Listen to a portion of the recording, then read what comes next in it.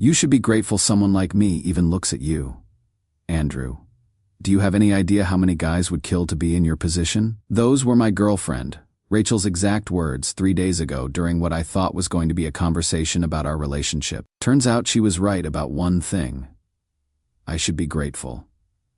Just not in the way she thinks. Hey Reddit, I am Andrew. 24M, grad student in engineering. 8 months ago, I thought I had won the lottery when Rachel 23F finally agreed to date me. She is gorgeous, comes from a well-connected wealthy family, and honestly seemed way out of my league. I spent 3 years in undergrad working up the courage to even talk to her. But here is what I am starting to piece together.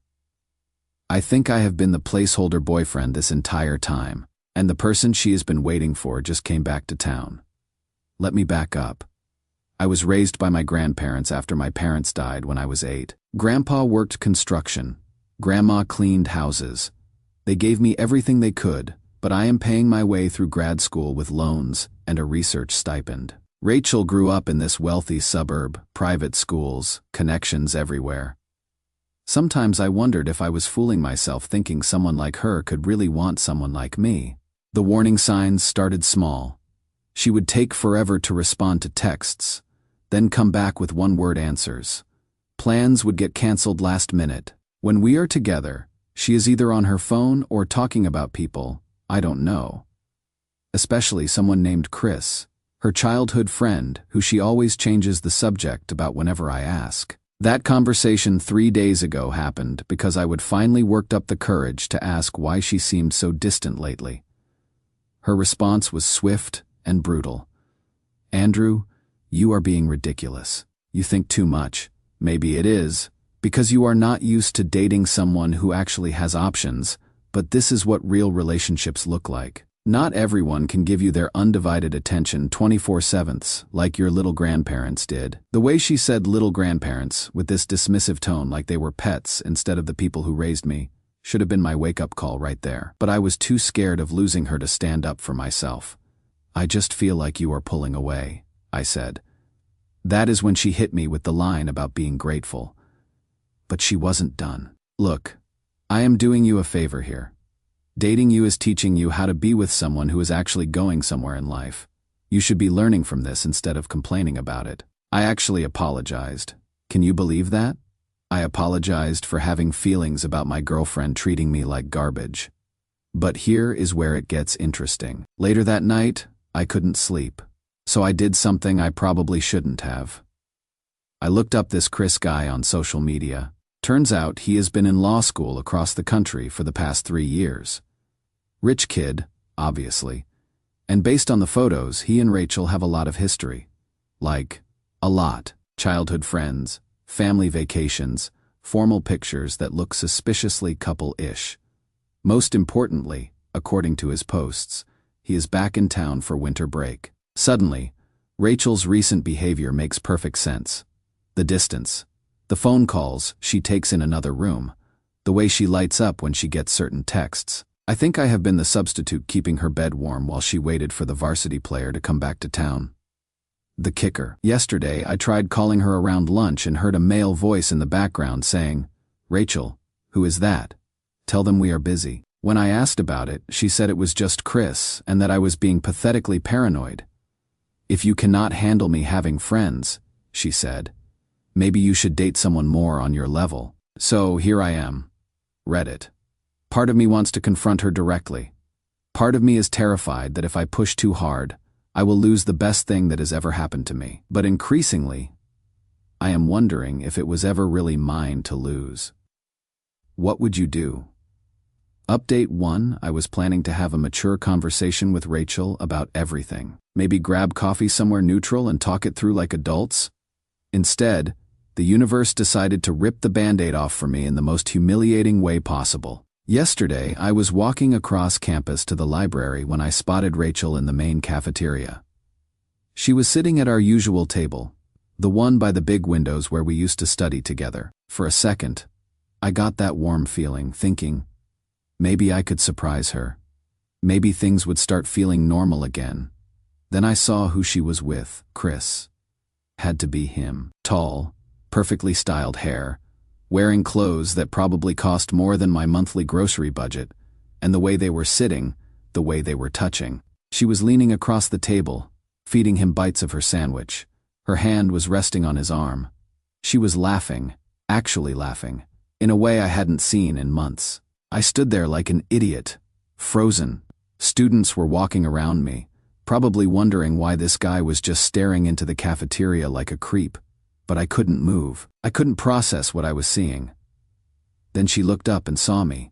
The change in her expression was immediate. The smile vanished. She pulled her hand back like she had been burned. Even from across the room, I could see the guilt written all over her face. But here's the thing. It wasn't the guilt of someone who had been caught doing something wrong. It was the guilt of someone who had been caught before she was ready to be done playing games. She said something to Chris, then got up and walked over to me. The whole time, I was screaming at myself to walk away, to run, to do anything except stand there and let her explain. But I couldn't move. Andrew, hi, I was just what? The words came out harsher than I intended. Just having lunch with your childhood friend. She glanced back at Chris, who was watching us with this amused expression, like we were entertainment for him. Like I was entertainment. It is not what it looks like, she said. But even she didn't sound convinced. What does it look like, Rachel? For the first time in 8 months, she couldn't answer me immediately. That hesitation told me everything I needed to know. Can we not do this here? She finally said. People are staring. I looked around. She was right. Half the cafeteria had noticed the drama brewing. Perfect. As if I wasn't humiliated enough already. Fine, I said. Let's go somewhere private. I cannot right now. Chris is only here for a few days, and we haven't seen each other in months. Can we talk later? And that is when something inside me just broke. Not in a violent way, more like a wire that has been stretched too thin finally snapping. No, I said quietly. No, we cannot talk later. We are talking now. She looked genuinely surprised. I guess I had never pushed back before when she tried to postpone or deflect. You want to know what this looks like, Rachel? It looks like you have been using me as a placeholder. It looks like you have been keeping me around to fill time until your real boyfriend came back to town. Andrew, that is not. Is Chris the reason you have been treating me like garbage for weeks? The reason you told me I should be grateful someone like you even looks at me? Her face went red. Several people were definitely listening now. I never said that. You said it 3 days ago, word for word.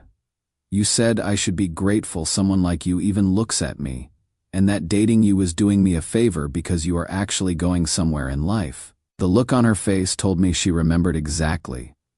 She just hadn't expected me to call her out on it publicly. You said maybe I should date someone more on my level, I continued. Well, here is the thing, Rachel. I am starting to think you are right. I am going to date someone on my level. Someone who doesn't see being with me as charity work. Andrew, please. You are making a scene. Good. Maybe I should have made a scene months ago instead of letting you treat me like your backup plan. I started to walk away, then turned back. By the way, the next time you want to tell someone they should be grateful for your attention, you might want to make sure you actually deserve their gratitude first. I left her standing there and walked away. My hands were shaking, but weirdly, I felt clearer than I had in months. I spent the rest of the day in my research lab throwing myself into work. Emma came by around 6 p.m. with coffee and asked if I was having a rough day. I must have looked as wrecked as I felt. I told her my girlfriend and I had just broken up very publicly. She made this observation about how Rachel had always looked bored when she picked me up, which honestly stung because it was so accurate. When I told her the whole story, she listened without interrupting. Then she asked me something that really made me think. What did I actually love about Rachel? I started to answer and realized I couldn't. I think I loved the idea of her, the validation of someone like her, choosing someone like me. Emma told me that wasn't love. That was validation seeking, and that my worth wasn't determined by whether some rich girl wanted to date me. She said I was brilliant, hardworking, and kind. And if someone couldn't see that, it was their loss. When my phone buzzed with a text from Rachel saying we needed to talk, Emma asked what I wanted to do. I admitted, I wanted to never see Rachel again but also wanted her to fight for me. Emma said that was human, but not to go back to something that was making me miserable just because the alternative felt scary. I deleted the text without responding. Update 2 Reddit. I am back with another update, and it is so much worse than I thought. But also better, if that makes sense. First, thank you to everyone who reached out after my last post. Your support meant more than you know. I did block Rachel's number like many of you suggested, and I have been focusing on my research and spending time with people who actually give a damn about me. But I need to tell you what I found out about Rachel's practice dating strategy, because it is going to make your blood boil. About 2 weeks after our cafeteria confrontation, I was at my grandparents' house for Sunday dinner. It is this tiny place about an hour outside the city where Grandma still insists on cooking enough food for an army even though it is just the 2 of us now. We were talking about my classes when Grandma mentioned that a very pushy young lady had stopped by looking for me the day before. Grandma told me about Rachel's visit, how she had been asking very personal questions about our family finances, how we afforded to send me to school, whether we owned the house, if we had any investments. When Grandma mentioned I had said we had broken up, Rachel got upset and started crying about how I didn't understand her situation, how she had been helping me become a better person. Grandma told her that if I said it was over, then it was over, and maybe she should think about why a good young man would walk away instead of bothering an old woman for answers. I hugged her so tight. The thought of Rachel interrogating my 78-year-old grandmother about our financial situation, probably trying to figure out if I had any hidden assets worth keeping me around for, made me angrier than anything else she had done. But that wasn't even the worst part. The next day, I was in the lab late when Emma came by. This has become routine. She brings coffee. We talk about research, sometimes life. She's been a good friend through this whole mess. I have something to tell you, she said, and her tone was serious.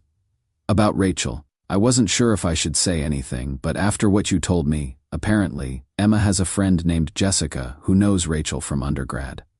After my public breakup, word had gotten around campus. Jessica reached out to Emma when she heard the story.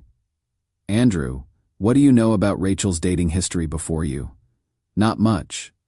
She always said she was focused on school. Emma sat down heavily. That is not exactly true. Jessica told me something that I think you need to hear, even though it is going to hurt. She pulled out her phone and showed me a screenshot of what looked like a group chat message. Jessica was in a sorority with Rachel. This is from their group chat from about a year ago, right around when you two started dating. The message was from Rachel. Update on Project Andrew. He finally asked me out. Took him long enough, LOL. Chris is going to be so jealous when he sees my posts with this guy. Nothing makes an ex-boyfriend realize what he lost. Like seeing you with someone who worships you. Plus Andrew's actually smart. So if Chris doesn't get his act together by graduation, I will have a decent backup plan. 2 birds, 1 stone. I read it 3 times before the words sank in. There is more, Emma said gently. She showed me another screenshot. Rachel again, from about 6 months ago. God, Andrew is so clingy. Like, yes, I know you love me, but you don't have to say it every 5 minutes. Chris never needed constant validation like this. Cannot wait until Chris finishes law school and comes back. This practice dating thing is getting exhausting. The room started spinning. Practice dating. That is what I was. 8 months of practice dating. Emma, I said quietly, please tell me there is not more. There is one more from last month. This screenshot was longer. Chris is coming home for winter break, and I am so ready to drop this charade. Andrew's sweet, but honestly, dating someone so beneath your social level is exhausting. Having to pretend to care about his little research projects, his sad family stories, going to cheap restaurants, because he cannot afford anything decent. I have paid my dues. Time to get back to dating someone who can actually offer me something. Someone who can actually offer me something. I actually laughed. Not because it was funny, but because the alternative was crying or punching something. So I was practice, backup, and charity case all rolled into one. I am so sorry, Andrew. We sat in silence for a while. I was processing the fact that literally our entire relationship had been built on lies and manipulation, but weirdly, I also felt relieved. All those months of wondering what was wrong with me, of trying to figure out what I had done to make her lose interest. None of it was about me at all. I was never even a real person to her, just a prop in her drama with someone else. The worst part, I said finally, is that I probably would have stayed. If she hadn't been so obvious about Chris, if she had just kept stringing me along, I would have stayed and let her treat me like garbage, because I thought that was all I deserved. But you didn't stay. You stood up for yourself.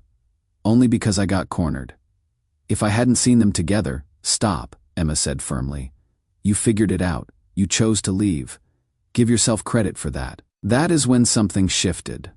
Maybe it was finally understanding that Rachel's treatment of me had nothing to do with my worth as a person. Maybe it was having someone like Emma, someone I actually respected, tell me I deserved better.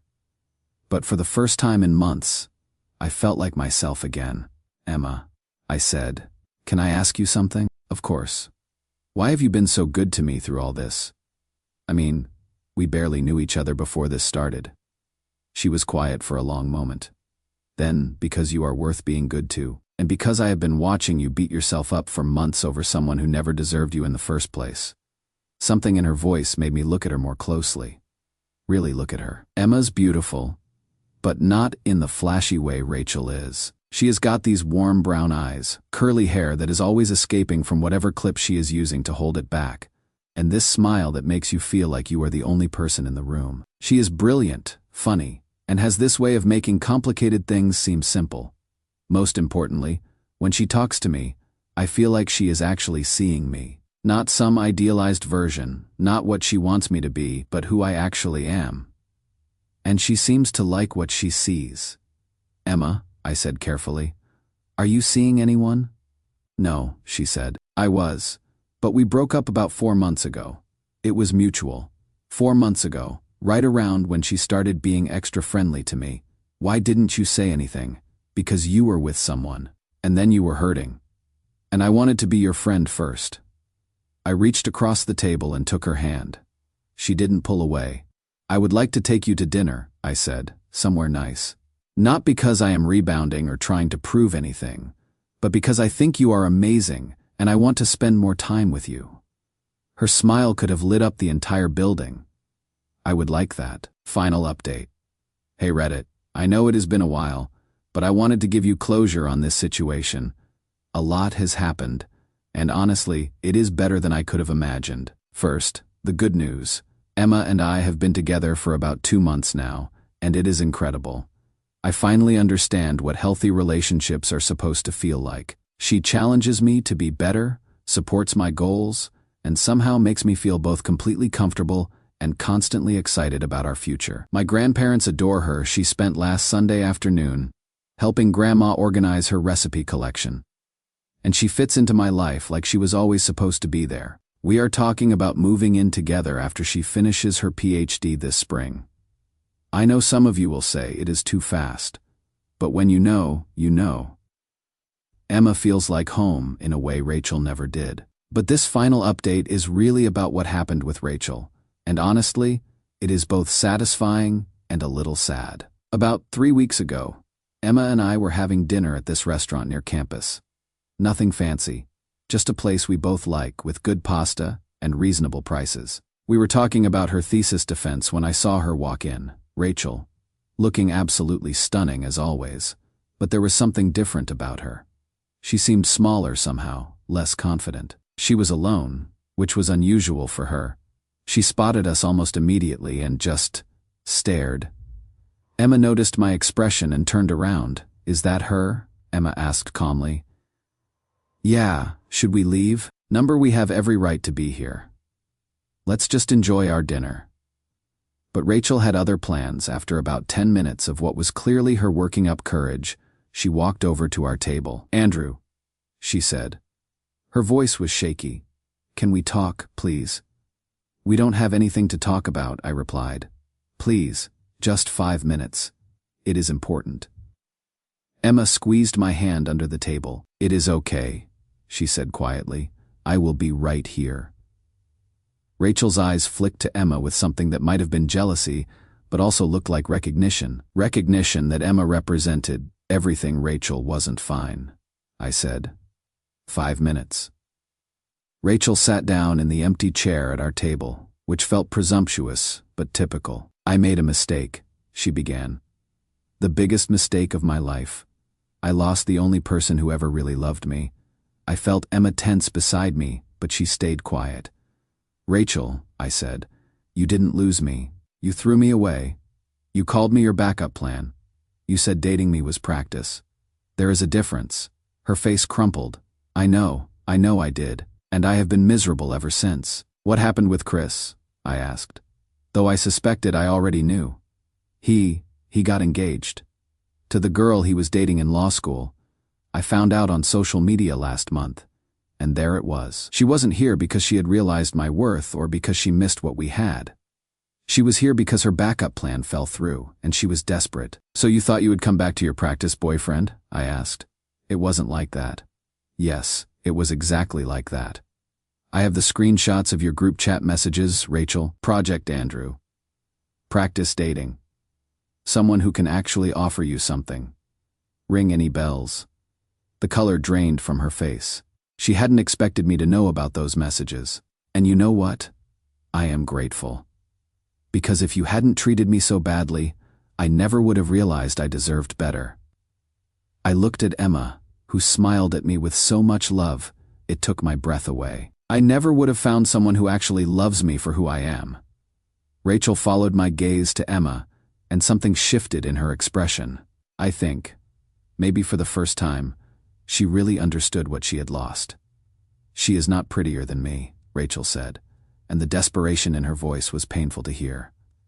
No, I said, she is not, but Emma's beautiful in ways you will never understand.